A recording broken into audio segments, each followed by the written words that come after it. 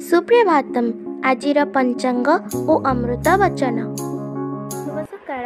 आज दिनर पंचांग।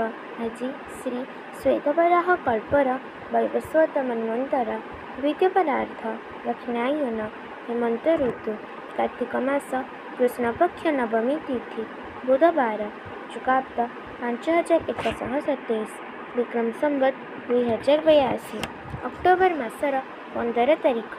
आज दिनटी समस्तଙ୍କ ପାଇଁ ମଙ୍ଗଳମୟ ହେଉ ଈଶ୍ୱରଙ୍କ ନିକଟରେ ବିନମ୍ର ପ୍ରାର୍ଥନା।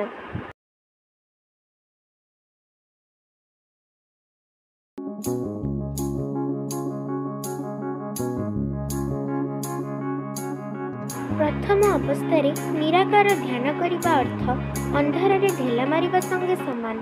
एहा द्वारा आध्यात्मिक उन्नति हुए नहीं, कारण यह अवलंबनहीन निरस। एपरी ध्यान मुक्त पुरुष पक्षरे संभव जे कि सर्वभूतरे ईश्वर दर्शन करती।